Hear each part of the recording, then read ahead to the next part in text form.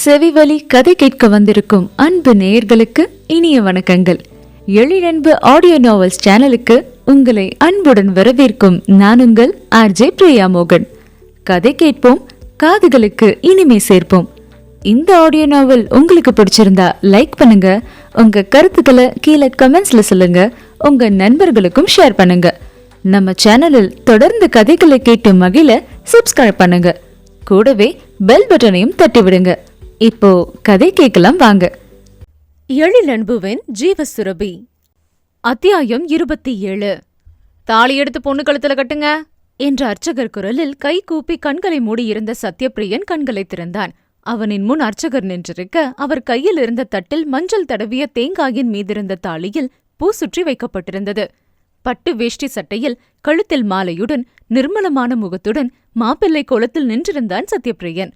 அவனின் அருகில் மெல்லிய கரையிட்ட பட்டுப்புடவையும் மிதமான அலங்காரத்துடனும் மணப்பெண் கோலத்தில் நின்றிருந்தாள் இனியா.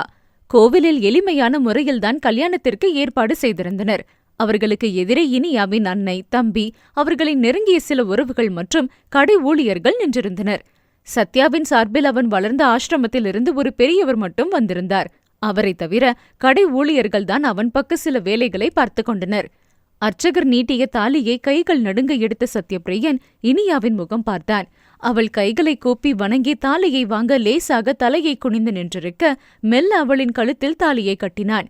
எதிரில் நின்றிருந்தவர்கள் மணமக்களின் மீது அட்சதையை தூவினர்.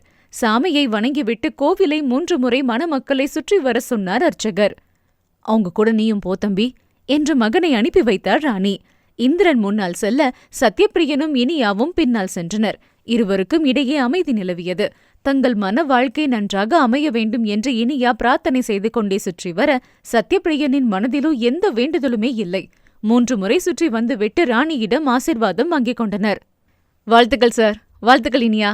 அவ்வளவு நேரமும் ஒதுங்கியிருந்த அமுதா வந்து வாழ்த்து தெரிவிக்க, அவளின் வாழ்த்தை இருவரும் ஏற்றுக்கொண்டனர்.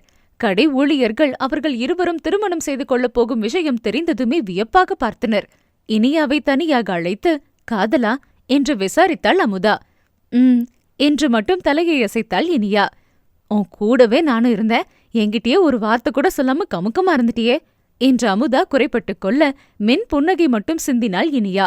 தங்கள் திருமணத்தை பற்றி யாரிடமும் எந்த விளக்கமும் சொல்ல இனியா தயாராக இல்லை. மற்றவர்களை பொறுத்தவரை அவர்கள் திருமணம் காதல் திருமணமாக மட்டும் பார்க்கப்பட்டால் போதும் என்ற எண்ணம்தான் அவளுக்கு. போலீஸ் கேஸ் விஷயமாக இருவரும் சேர்ந்து போய் வந்து கொண்டிருந்ததால் காதல் திருமணம் என்றதை மற்றவர்களும் கேள்வி கேட்காமல் நம்பிவிட்டனர். இப்பொழுது திருமணத்தில் அனைவரும் வாழ்த்து சொல்ல, சத்யபிரியன் தலையசைத்தும் இனியா உதட்டில் ஒட்ட வைத்த புன்னகையுடனும் ஏற்றுக்கொண்டனர். திருமணத்திற்கு வருகை தந்தவர்களுக்கு கடையில் கல்யாண சாப்பாடு ஏற்பாடு செய்திருக்க, அவர்களை பார்த்து கொள்ளும் பொறுப்பை ஜெகனிடம் ஒப்படைத்திருந்தான் சத்யபிரியன். ஜெகனுடன் இந்திரனும் அந்த பொறுப்பை ஏற்றுக்கொண்டான். சத்யபிரியனும் இனியாவும் ராணியும் வீடு வந்து சேர்ந்தனர். விளக்கே தீனியா என்று அன்னை சொன்னதும் கணவனை பார்த்தாள் இனியா. சின்ன அலமாரி போல் சுவரில் மாட்டி வைக்கப்பட்டிருந்த பூஜை அலமாரி அருகில் அழைத்து போனான். அலமாரியின் கதவு மூடியிருக்க, அதை திறந்துவிட்டு கையை காட்டினான். உள்ளே 2-3 சாமி படங்களும் அதன் முன் சிறிய விளக்கும் இருந்தது. அதில் விளக்கேற்றி வைத்து சாமி கும்பிட்டாள். விளக்கெறிகிற வரைக்கும் கதவு திறந்தே இருக்கட்டேனியா, டேபிள் மேல பாலும் பழமும் வச்சிருக்கேன் பாரு, நீயும் மாப்பிளையும் பகிர்ந்து சாப்பிடுங்க என்றவர். பாலும் பழமும் சாப்பிடுங்க மாப்பிள என்றார். சோஃபாவில் அமர்ந்திருந்தவன் அவரின் அழைப்பில் நிமிர்ந்து, என்னை எப்பவும் போல தம்பினே கூப்பிடுங்கம்மா என்றான். இல்ல மாப்பிள, உங்களுக்குன்னு ஒரு மரியாதை மனசுல இருந்தா போதுமா. எனக்கும் உங்களை அம்மானு கூப்பிடதான் பிடிச்சிருக்கு. உறவே இல்லாத எனக்கு அந்த அழைப்பு தான் நெருங்கிய உறவா ஃபீல் பண்ண வைக்குது. ஒருவேளை நான் உங்களை அம்மானு கூப்பிடுறது பிடிக்கலனா? இல்ல தம்பி, அம்மானை கூப்பிடுங்க. இனி உங்களுக்கு நாங்க இருக்கோம். உங்க பொண்டாட்டியா இனியா இருக்கா. இனி நீங்க யாரும் இல்லைன்னு பேசக்கூடாது தம்பி.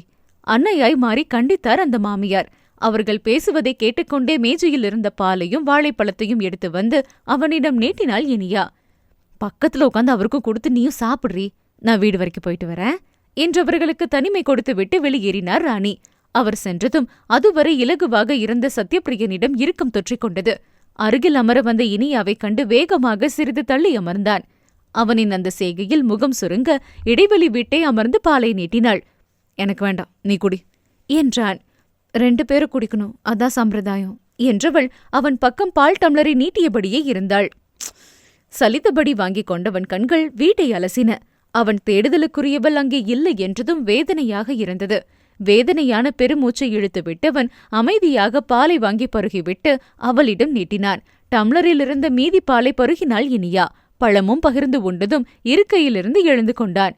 நான் ரூம்க்கு போறேன் என்றவன் உள்ளே சென்று கதவை அடைத்துக் கொண்டு கட்டிலில் விழுந்து விட்டான். மூடிய கதவைக் கண்டு மனம் வலிக்க அமர்ந்திருந்தாள் இனியா. மூடிய அறைக்குள் இருந்தவனோ கொஞ்சம் ரணமாக ஆ என்று கத்த தோன்றிய உணர்வை அடக்கி இயலாமையுடன் கட்டிலில் விழுந்தான். திருமணத்திற்கு சம்மதம் சொல்லிவிட்டாலும் அவனால் முழு மனதாக இனியாவை மனைவியாக ஏற்றுக்கொள்ள முடியவில்லை. அபிநயாவின் இடத்தில் இனியாவை அவனால் பொருத்தி பார்க்கவே முடியவில்லை. அபிநயாவின் கட்டாயமும் கோரிக்கையும் இல்லை என்றால் இன்னொரு திருமணத்தை பற்றி கனவிலும் நினைத்து பார்த்திருக்க மாட்டான். ஏன் அபிமா என்னை இப்படி ஒரு சிக்கல்ல மாட்டிவிட்ட? உன்னை மனசுல நினைச்சுக்கிட்டு இனியாவோட என்னால எப்படி வாழ முடியும்? என் பக்கத்துல அவ உட்கார்றத கூட என்னால ஏத்துக்க முடியல. அவளோட என்னோட வாழ்க்கை வாழ்நாள் முழுக்க எப்படி போக போகுதுன்னு நினைச்சாலே பயமா இருக்குடா அபி. எனக்கு ஏன் இந்த தவிப்பு என்றங்கே இல்லாதவளிடம் கேள்வி கேட்டான். அபிநயா அங்கே இல்லாமல் இருப்பதே அவனுக்கு எதையோ இழந்தது போல் இருந்தது. அவள் தன்னை விட்டு சென்ற காரணத்தை நினைத்து பார்த்தான். ராணியிடம் திருமணத்திற்கு சம்மதம் சொன்ன நாளிலிருந்து சத்யபிரியன் நிலை இல்லாமல் தான் தவித்துக் கொண்டிருந்தான். ரிலாக்ஸா இருங்க சத்யா, எதுக்கு இவ்ளோ தவிச்சு போறீங்க? அடுத்து என்ன செய்யறதுன்னு யோசிங்க. கல்யாணம் எங்க வைக்கிறது, எப்படி நடத்தலாங்கிறதெல்லாம் யோசிச்சு முடிவிடுங்க. தேவையில்லாம மனசை போட்டு குழப்பிக்காதீங்க என்று அபிநயா எடுத்து சொல்ல, உன்னால எப்படி அப்படி இப்படி பேச முடியுது? எனக்கு எவ்வளவு கஷ்டமா இருக்கு தெரியுமா? அதை பத்தியெல்லாம் கொஞ்சம் கூட நினைக்காம கல்யாண வேலையை பார்க்க சொல்ல உனக்கு எப்படி மனசு வருது என்று இயலாமை கலந்த கோபத்துடன் கேட்டான். என்ன சத்யா இப்படி சொல்றீங்க? எனக்கு இப்பதான் ரொம்ப சந்தோஷமா இருக்கு. உங்களுக்கு ஒன்னொன்னும் பார்த்து பார்த்து செய்ய இனியா வரப்போறா. உங்களுக்குன்னு ஒரு குடும்பம் அமைய போகுது. இனி நீங்க இந்த பேய் கூட குடும்பம் நடத்த வேணாம் என்றவளை ஆத்திரத்துடன் முறைத்தான். இன்னொரு முறை உன்னை நீ பேய்னு சொன்னா நான் மனுஷனாவே இருக்க மாட்டேன். பல்லை கடித்தவன் வார்த்தைகளை துப்ப, அப்ப பிசாசுன்னு சொல்லுவோம் என்று நக்கல் அடித்தாள். அபி என்றவன் கோபம் கொல்ல, கோல் சத்யா, என்ன பத்தியே நீங்க யோசிச்சது போதும். இனி நீங்க ஸ்வீட் பொண்ணு பத்தியும் கொஞ்சம் நினைங்க என்றாள். அதான் என்னால முடியலன்னு சொல்றேன்லடி, திரும்பவும் என்று சலித்துக் கொண்டான். முடியும் சத்யா, முடியணும். கல்யாணம் அன்னைக்கு முழு மனசா நீங்க ஸ்வீட் பொண்ணு கழுத்துல தாலிய கட்டணும். ஏன் நினைப்போ, என்னோட வாழ்ந்த நினைப்போ உங்களுக்கு கண்டிப்பா இருக்கக்கூடாது. இனி உங்களுக்கு அமைய போறது புது வாழ்க்கை. அத பத்தி மட்டும் யோசிங்க. கல்யாணத்தப்பவோ இல்ல அதுக்கு பிறகோ நீங்க என்ன மட்டுமே நினைச்சுக்கிட்டு இருந்தா அது நீங்க இனியாவுக்கு பண்ற துரோகம். என்னோட சத்யா அப்படி ஒரு பொண்ணுக்கு துரோகம் பண்ண நினைக்க மாட்டாருன்னு நான் முழுசா நம்புறேன். அதோட இன்னொரு விஷயமும் நான் உங்களுக்கு சொல்லணும். இனியா கூட உங்களுக்கு நடக்க இருக்கிற கல்யாணத்துக்கு முதல் நாள் வரதான் நான் உங்க கூட இருப்பேன். அதுக்கு பிறகு உங்க கண்ணு முன்னாடி வரமாட்டேன் என்றதும் அதந்து போனான் சத்யபிரியன். நீ என்னடி இப்படி சொல்ற? இது ரொம்ப அநியாயம் அவன் கடிந்து கொள்ள. அதுதான் நான் இனியாவுக்கு செய்யற நியாயம் சத்யா. அவ உங்க வாழ்க்கையில வந்த பிறகும் நான் உங்க முன்னாடி இருந்தா கண்டிப்பா அவளை திரும்பி கூட பார்க்க மாட்டீங்க.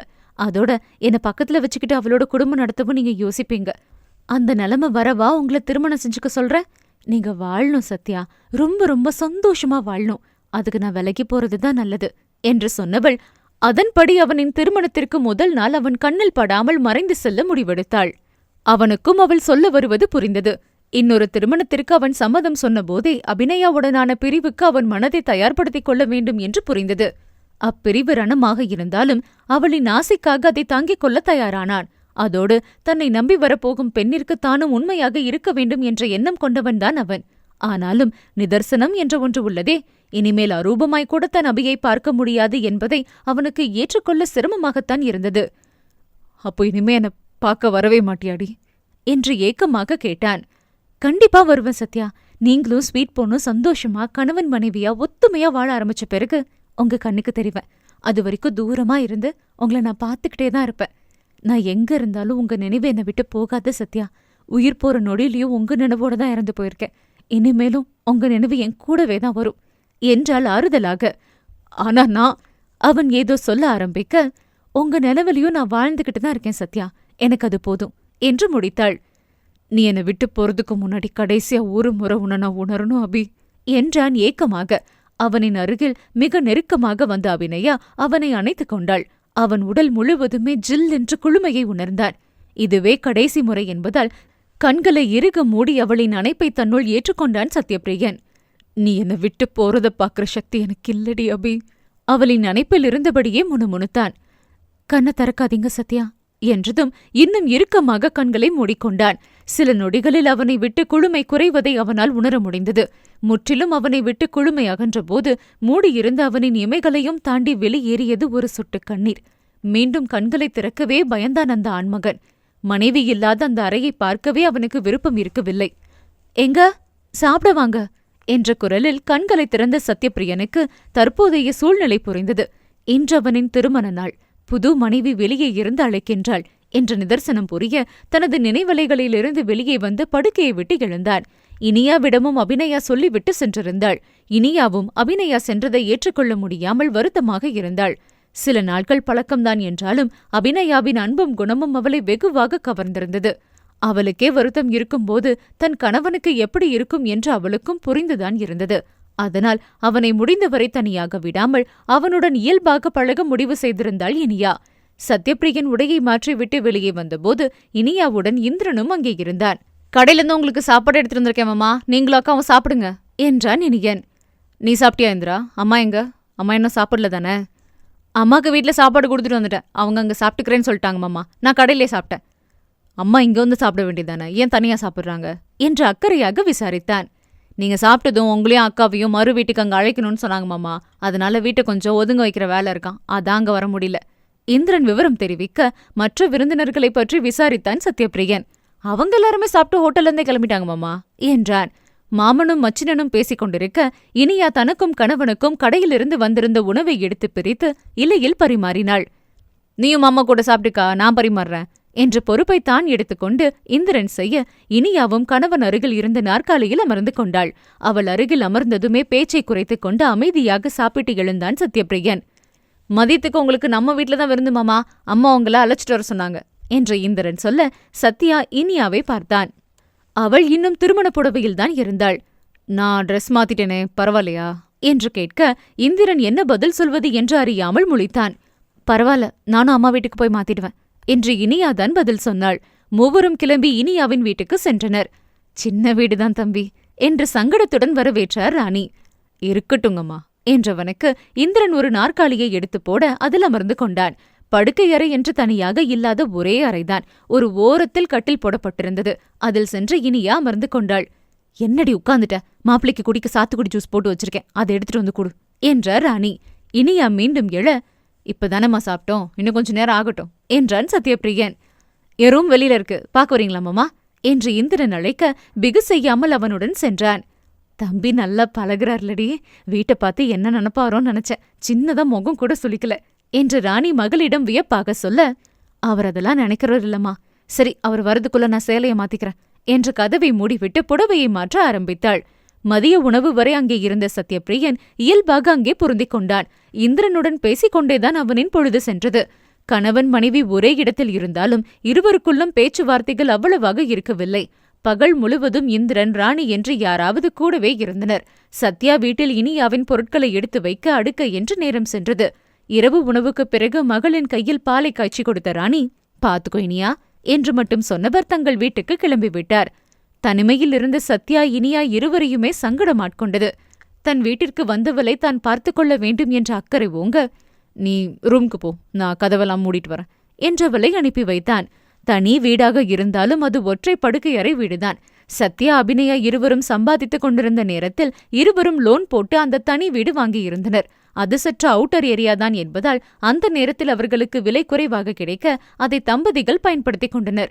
ஒரு படுக்கையறை கொண்ட வீடாக இருந்தாலும் தங்களுக்கென்று ஒரு வீடு என்ற பெருமை அவர்களுக்கு நிறையவே இருந்தது. அந்த வீட்டில்தான் அவர்களின் சுக துக்கம் எல்லாம் நடந்தேறியது. இப்போது அவ்வீட்டில் அவனும் இனியாவுமாக, அதுவும் அந்த படுக்கையறையில் அவனும் அவளுமாக. நினைக்கும் போதே அவனுக்கு மனம் கலங்கினாலும் அதை எதிர்கொண்டுதானே ஆக வேண்டும் என்று மனதை திடப்படுத்திக் கொண்டு உள்ளே சென்றான். சத்யா அறைக்குள் நுழைந்தபோது கையில் இருந்த வளையல்களை கீழே மேலே இழுத்துவிட்டு அமைதியாக அமர்ந்திருந்தாள் இனியா. இனியா, உனக்கு கனவு கற்பனைகள் நிறைய இருந்திருக்கும், ஆனா எனக்கு என்று பேச்சை ஆரம்பித்தான் சத்யபிரியன். நீங்க என்ன சொல்ல வரீங்கன்னு எனக்கு புரியுது. நான் கனவு கற்பனைன்னு எதையும் வளர்த்துக்கல. கொஞ்ச நாள் முன்னாடி வரைக்கும் கல்யாணங்கிறதெல்லாம் நினைச்சு கூட பார்க்க முடியாத அளவுதான் என் வாழ்க்கை இருந்துச்சு. இதுல நான் எங்கிருந்து கனவு கற்பனைக்கெல்லாம் போறது? அவனின் முகத்தை நிமிர்ந்து பார்க்காமல் மெல்லிய குரலில் முனகினாள் இனியா. பெரிதாக மூச்சை இழுத்து விட்டவன், 2 பேருக்குமே இது ஒருவித நிர்பந்தமான கல்யாணம்னு தான் நினைக்கிறேன் என்றவன் சொல்லிக் கொண்டிருக்கும் போதே, நான் எந்த நிர்பந்தத்திலையும் கல்யாணம் பண்ணிக்கல என்று இடையிட்டாள் இனியா. அவளை கூர்மையாக பார்த்தவன், உனக்கு என்ன பிடிச்சிருக்கு, நான் உன்னை நல்லா பார்த்துப்பேன்னு நீ ஒரு கதை சொல்லலாம், ஆனாலும் அந்த முடிவுக்கு பின்னால அபிநயா கொடுத்த அழுத்தம் உன்கிட்ட இல்லைன்னு உன்னால மறுக்க முடியாது. அப்படி நீ மறுத்தா அது போயின்னு உன் மனசுக்கே தெரியும் என்றதும் கப் என்று வாயை மூடிக்கொண்டாள் இனியா. அவளை வாயை அடைக்க வைத்துவிட்ட பெருமையெல்லாம் அவனிடம் இல்லை. அவன் தொடர்ந்து பேசிக்கொண்டே சென்றான். கல்யாணம் வேணும்னா நிர்பந்தத்துல நடந்திருக்கலாம். ஆனா வாழ்க்கை ஆரம்பிக்கிறது 2 பேரோட மனசு ஒப்புதல்ல தான் நடக்கணும்னு நான் நினைக்கிறேன் என்று சொல்லி அவன் கேள்வியாக அவளை பார்க்க, அவன் இதைத்தான் சொல்வான் என்று புரிந்தது போல், நான் எங்க படுக்கட்டும் என்று கேட்டாள். அவ்வளவுதான் பேச்சு என்பது போல் இருவரும் ஒரு முடிவுக்கு வந்து அந்த அறையில் சேர்த்து போடப்பட்டிருந்த அந்த இரட்டை கட்டிலை 2ஆக பிரித்து போட்டு ஆளுக்கொன்றில் தங்கள் உடம்பை சாய்த்துக் கொண்டனர். அவர்களின் மனமோ இனம் காண முடியா ஒரு புதுமை உணர்வில் தத்தளித்துக் கொண்டிருந்தது. இந்த வாழ்க்கையை தாங்கள் எப்படி எடுத்து செல்லப் போகிறோம் என்ற பயம் இருவரின் மனதிலும் முழுதாக தேங்கியிருந்தது. அத்தியாயம் 28. எனக்கு ஏன் இப்படி நடந்தது, எனக்கு மட்டும் ஏன் இப்படி நடந்தது என்று நினைக்காத மனிதன் இருக்கவே முடியாது. இதுதான் நடக்க வேண்டும், இது நடக்கக்கூடாது என்று எந்த முடிவு எடுப்பதும் நம் கையில் இல்லை. காலமாற்றம், சூழ்நிலை, சந்தர்ப்பம் என்று காலத்திற்கேற்ப நிறைய மாற்றங்களை நம் வாழ்க்கையில் சந்திக்க வேண்டியது வரும். அப்படி மாற்றம் வரும்பொழுது அதற்கு நம் மனதை நம்மை அறியாமலேயே தயார்படுத்திக் கொள்ள முனைவோம். அப்போது இந்த மாற்றம் எனக்கு வேண்டாம் என்று உதறிவிட்டு செல்ல நினைத்தாலும் நம்மால் முடியாது. தன் வாழ்க்கையே அவள்தான் என்று நினைத்த அபிநயா அவனை விட்டு செல்வாள் என்று சத்யப்பிரியன் எப்படி எதிர்பார்க்கவில்லையோ அதே போல்தான் இனியா அவன் வாழ்க்கையில் வருவாள் என்று சத்யப்பிரியன் எதிர்பார்த்திருக்கவில்லை. அபிநயா அவன் வாழ்க்கையின் இறந்த காலமாய்ப்போய் இனியா அவன் வாழ்க்கையின் எதிர்காலமாக என்று மாற்றம் வந்தபோது அதை எப்படி ஏற்றுக்கொள்வது என்று தடுமாறினாலும் காலம் செல்லும் வழியில் தன் வாழ்க்கையை சுழல விட்டான் சத்யப்பிரியன். அபிநயாவின் இழப்பை ஏற்றுக்கொள்ள முடியாமல் எப்படி அவன் மனம் தடுமாறியதோ அதேபோல் இனியாவை ஏற்றுக்கொள்ள முடியாமல் அவனின் மனம் இன்னும் தடுமாறிக் கொண்டுதான் இருந்தது. அந்த தடுமாற்றத்திலேயே தன்னை மூழ்கடித்துக் கொள்ளாமல் தற்காத்துக் கொள்வதே அவனுக்கு ஒவ்வொரு நாளும் பெரும் பாடாக இருந்தது என்பது என்னவோ உண்மைதான். சத்யப்பிரியனின் நிலை இப்படி இருக்க இனியாவின் நிலையோ வெகு இயல்பாயிருந்தது. சிறு வயதிலிருந்தே கிடைத்ததை ஏற்று வாழ்ந்து பழக்கப்பட்டவள் அவள். தங்களை பாதுகாத்து வளர்த்து வந்த தந்தை இறந்தபோது தேங்கி நின்று விடாமல் அடுத்து என்ன என்று வீட்டுத் தேவையை தன்மேல் புகுத்திக் கொண்டு வாழ்க்கை ஓட்டத்தை ஆரம்பித்தவளுக்கு இப்பொழுது கிடைத்த திருமண வாழ்வு அவ்வளவு கடுமையான பாதையாக இருக்கவில்லை. இதுதான் எனக்கு கிடைக்கும் என்று இருக்கிறதா, ஏற்றுக்கொள்கிறேன் என்ற மனநிலைதான் அவளுக்கு. அபிநயாவிடம் பேசி பேசி சத்யப்பிரியனின் மீது ஒருவித பிரியமும் மனதில் உற்பத்தியாகியிருந்ததால் அவனுடனான வாழ்க்கையை சிக்கல் இல்லாமலேயே எடுத்து செல்ல முனைந்தாள். எனக்கு அவனை பிடித்திருக்கிறது, அவனுக்கும் ஒரு நாள் என்னை பிடிக்கும் என்ற நம்பிக்கை அவளின் மனதில் இருந்தது என்னவோ உண்மை. அவளின் அந்த நம்பிக்கைக்கு ஏற்பதான் சத்யப்பிரியனின் நடவடிக்கைகளும் இருந்தன. நீ எப்படி என்னை விரும்ப ஆரம்பிக்கலாம் என்று கேட்கவில்லை. நீ எப்படி என் வாழ்க்கையில் வர முடிவெடுத்து என்னை அந்த நிர்பந்தத்துக்குள் தள்ளலாம் என்றும் அவன் சொல்லவில்லை. என் மனம் மாற அவகாசம் வேண்டும் என்று மட்டும் சொன்னவன் அன்றாட வாழ்க்கையை இயல்பாகவே நகர்த்தி சென்றான். இருவரின் மனதிலும் திருமண விதையை தூவியவள் அபிநயாதான் என்றாலும் கணவன் மனைவி தாம்பத்திய வாழ்க்கை என்று வரும்போது தங்களுக்கே தங்களுக்கான விருட்சமாக மட்டும் அது இருக்க வேண்டும் என்று சத்யா, இனியா இருவருமே மனதிற்குள் எண்ணிக்கொண்டனர். இருவரும் ஒன்றாகவே கடைக்கு கிளம்பி செல்வதும் இரவு ஒன்றாகவே வீடு திரும்புவதையும் வழக்கமாக்கிக் கொண்டனர். முன்பு அவனுடன் ஒட்டிக்கொண்டே தெரிந்த அபிநயா இடத்தில் இப்பொழுது இனியா. ஆரம்பத்தில் அவளுக்கு பதில் இப்போது இவள் என்று ஏற்றுக்கொள்ள கடினமாக இருந்தாலும் முகத்தில் எதையும் காட்டாமல் ஏற்றுக்கொண்டான் சத்யப்பிரியன். அன்றும் இருவரும் ஒன்றாகவே கடைக்கு கிளம்பினர். அமுதா அக்காக்கு அடுத்த வாரம் கல்யாணம் வருதுங்க என்று ஞாபகப்படுத்தினாள் இனியா. ஞாபகம் இருக்கு என்று அமைதியாக பதில் உரைத்தான். அக்காக்கு நீங்க எதுவும் கிஃப்ட் கொடுப்பீங்களா என்று கேட்டாள். ஏன் அப்படி கேக்குற? இல்ல, நீங்க என்ன செய்வீங்கன்னு தெரியல, ஆனா நான் தனியா கிஃப்ட் கொடுக்கறதுக்கு ஏற்கனவே முடிவு பண்ணி வச்சிருக்கேன். தயக்கமாக இழுத்தாள். ஷாப் ஆரம்பிச்சதுலேருந்து நம்ம கிட்ட வேலை பார்க்குற பொண்ணு அது. அதோட விசேஷத்துக்கு கண்டிப்பா என் சார்பிலேருந்து ஏதாவது கொடுக்கணும். அதுவே போதும், தனித்தனி கிஃப்ட் தேவையில்ல என்றான் முடிவாக. அவனின் பதில் அவளுக்கு சற்று குளுமையாகத்தான் இருந்தது. நேரடியாக சொல்லவில்லை என்றாலும் நீயும் நானும் ஒன்றுதான் என்று அவன் சொல்வது போல் அவளுக்கு இருக்க பொங்கிய பூரிப்புடன் காரை ஓட்டிக் கொண்டிருந்த கணவனை பார்த்தாள். அவனின் கவனமெல்லாம் சாலையில்தான் இருந்தது. சில நொடிகளுக்கு மேல் இனியாவின் பார்வை அவனின் மீது நீளவும் சாலையிலிருந்து அவனின் கவனம் கலைய திரும்பி என்ன என்பது போல புருவம் உயர்த்தி பார்த்தான். நாக்கை துருத்தி பற்களால் கடித்துக்கொண்டு ஒன்னொல்லங்க என்றவள் சாலையின் பக்கம் திரும்பிக் கொண்டாள். நொடி பொழுது அவனின் பார்வை கூர்மையுடன் அவளின் மீது படிந்து விலகியது. அவளின் ஏங்க, என்னங்க, இங்க போன்ற அழைப்பு அவனுக்கு வித்தியாசமான உணர்வை கொடுத்தது. அபிநயா பேச்சுக்கு பேச்சு சத்யா என்பாள். பெயர் சொல்லி அழைப்பை கேட்டு பழகி போனவனுக்கு இனியாவின் அழைப்பு வித்தியாசமாகத்தான் இருந்தது. அதிலும் திருமணத்துக்கு முதல் நாள் வரை சார் என்றுதான் அழைத்துக் கொண்டிருந்தாள். அதையும் அபிநயா தான் கேள்வி கேட்டாள். இன்னும் என்ன சார்னு கூப்பிடுற? சத்யான்னு கூப்பிடு ஸ்வீட் பொண்ணு, இல்லனா உனக்கு மட்டும் ஸ்பெஷலா பிரியன்னு கூப்பிடு என்று குறும்பாக சொன்னாள். அச்சோ, என்னக்கா, சார் இது நினைச்சுக்க போறாரு.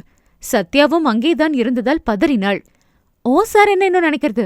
இனிமே ஒன்னதான் நினைக்கணும், நினைக்கலனா நினைக்கவை என்றாள் அபிநயா. அபி, அவன் அதட்ட. இனி நோ அபி, இனியா இல்லனா ஸ்வீட் பொண்ணுன்னு தான் உங்க வாயிலிருந்து வரணும், வரலனா வர வைங்க என்று அவனுக்கும் ஆர்டர் போட்டாள். அவன் முறைக்க, ஸ்வீட் பொண்ணுக்கு நீங்க ஸ்பெஷல் பேர் வச்சாலும் எனக்கு நோ ப்ராப்ளம் என்றாள். ரொம்ப பேசுறடி அபினி, அவன் சலிப்பாக்க சொல்ல. இன்னைக்கு ஒரு நாள் மட்டும் என்றதும் அவனின் முகம் மட்டுமல்லாது இனியாவின் முகமும் சுருங்கி போயிற்று. நீங்க ஏங்கா எங்களை விட்டு போகணும்னு நினைக்கிறீங்க? இப்படியே எங்க கூடவே இருங்களேன் என்று இனியா எரிஞ்சுதலாக கேட்டாள். என்னோட சாப்டர் முடிஞ்சது ஸ்வீட் பொண்ணு. உங்க 2 பேருக்கும் இடையில நான் குறுக்க இருந்தா சத்யா கூட வாழ்றதுல உனக்கும் தடுமாற்றமா இருக்கும். உன் கூட வாழ சத்யாவும் எந்த ஸ்டெப்பும் முன்னெடுத்து வைக்க மாட்டாரு. முடிஞ்சு போன சாப்டரை பத்தியே நினைக்காம அடுத்து வரப்போற சாப்டர்ல என்ன சுவாரஸ்யம் இருக்குன்னு தேடுங்க, அப்பதான் வாழ்க்கையும் சுவாரஸ்யமா இருக்கும் என்றாள். அபிநயா சொன்ன பிறகும் பெயர் சொல்ல யோசித்தவள் ஏங்க போட்டு பேச ஆரம்பித்தாள். அதை பற்றி யோசித்துக் கொண்டே இருவரும் மால் சென்றனர். முன்னொரு நாள் போல் அவளை தனியாக விட்டு செல்லாமல் அவள் கூடவே நடந்தான் சத்யபிரியன். திருமணம் முடிந்ததிலிருந்து அவனின் அந்த அக்கறையை அவளும் பார்த்து கொண்டுதான் இருந்தாள். தொடுகையோ உரசலோ எதுவும் இருக்காது. ஆனால் தன்னை நம்பி வந்தவளை பாதுகாக்க வேண்டும் என்ற அக்கறை வெளிப்படும். அவள் யாரோவாக இருந்தபோதே அவனின் அந்த அக்கறையை அனுபவித்திருக்கிறாள் தானே. இப்போது இன்னும் அதிக அக்கறை தெரிவதை அவளும் உணர்ந்திருந்தாள். அந்த அக்கறை அவளுக்கு பிடித்தும் இருந்தது. இருவரும் கடைக்கு வந்ததும் அவனின் அறைக்கு சென்றனர். அவனின் அருகில் அபிநயாவிற்காக இருக்கும் இருக்கை இப்போதும் இருந்தது. அதை எடுக்க அவனும் நினைக்கவில்லை, எடுக்க சொல்லி இனியாவும் சொல்லவில்லை. ஆனாலும் அந்த நாற்காலியில் இனியா அமரமாட்டாள், எதிர் இருக்கையில்தான் அமர்வாள்.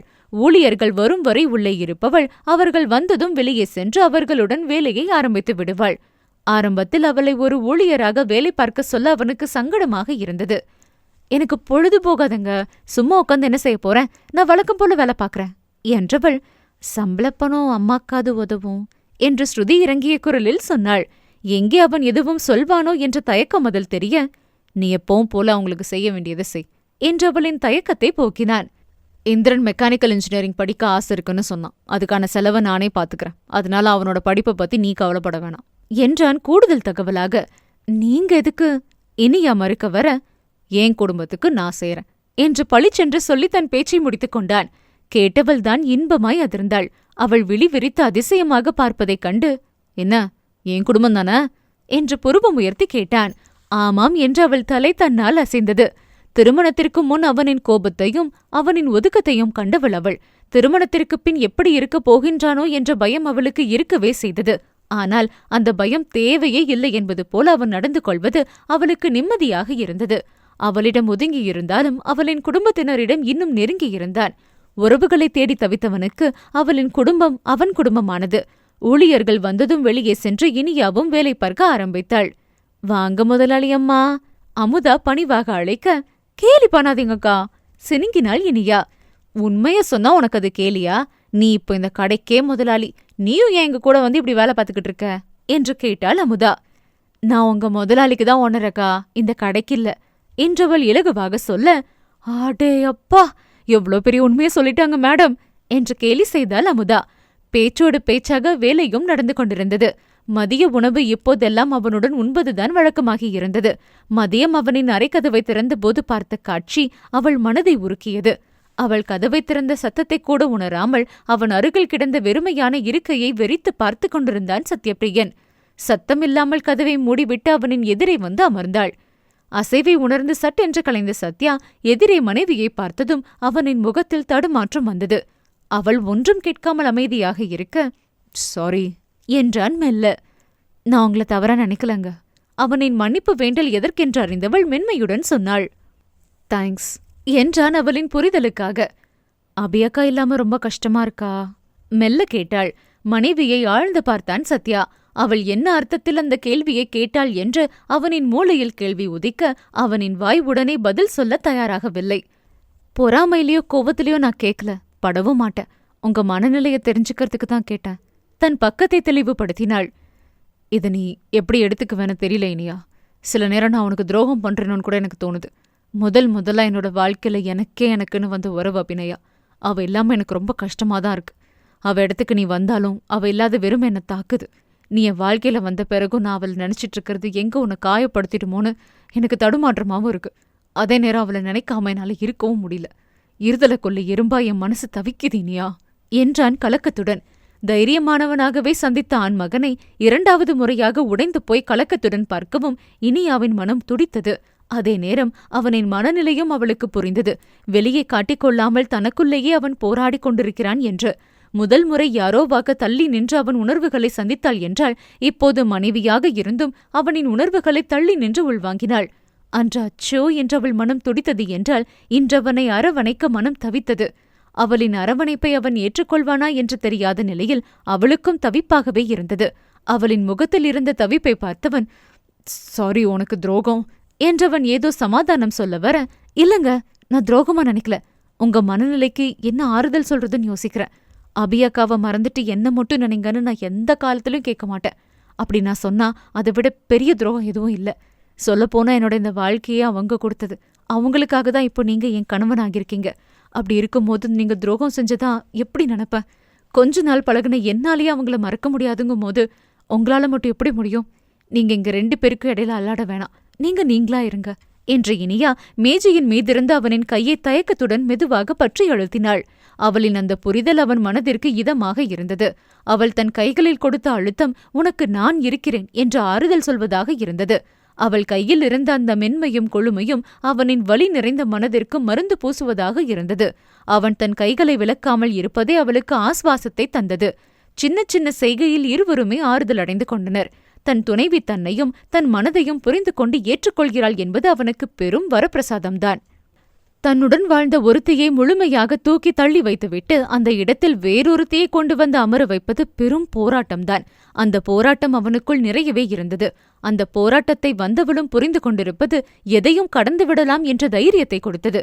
இனியாவை இதுவரை முழுமையாக மனைவியாக பார்க்காதவன் அவளின் குணத்திலும் அவளின் அனுசரணையிலும் அவனுக்காக அவள் விட்டுக் கொடுத்து போகும்போது அவளுக்காகவும் தான் பார்க்க வேண்டும் என்ற எண்ணம் அப்பொழுது அவனின் மனதில் வலுவாக விழுந்தது.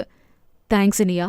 பதிலுக்குத்தானும் அவளின் கையை தன் 2 கைகளுக்குள்ளும் பொத்தி வைத்து அழுத்தி விடுவித்தான். மனம் நிறைய மென் புன்னகையுடன், சாப்பிடுவோமாங்க என வினவினாள்.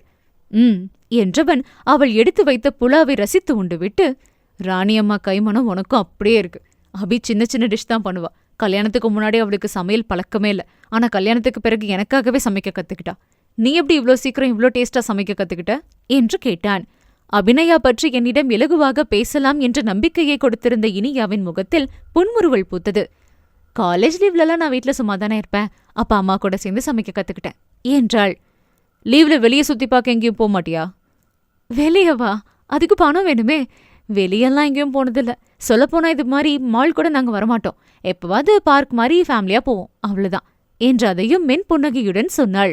எதையும் அனுபவிக்கவில்லையே என்ற வருத்தம் எல்லாம் அவள் முகத்தில் கிஞ்சித்தும் தெரியவே இல்லை. அவளை வியப்பாக பார்த்தவன், வருத்தமா இருக்காதா? உன்னோட ஃப்ரெண்ட்ஸ் எல்லாம் எங்கேயாவது போனோன்னு கதை சொல்லுவாங்க தானே என்று கேட்டான். சொல்லுவாங்க தான். ஆரம்பத்துல கஷ்டமா இருக்கும். சில நேரம் நமக்கு மட்டும் ஏன் அப்படின்னு வருத்தமாவும் இருக்கும். அப்புறம் நம்ம சூழ்நிலை இதுன்னு மனசை தேத்திக்குவேன். அப்புறம் அதுவே பழகி போயிடுச்சு என்றாள். கிடைத்ததை மட்டுமே வைத்து வாழ்ந்து பழகியதால் தன்னையும் ஏற்றுக்கொள்ள பழகி கொண்டாளோ என்ற எண்ணம் அவனுக்கு தோன்றிய அதே நேரத்தில் சாதாரண கேளிக்கைகளை கூட அனுபவிக்காத அவளுக்கு ஏதாவது செய்ய வேண்டும் என்ற ஆசையும் அவன் மனதில் துளிர்விட்டது.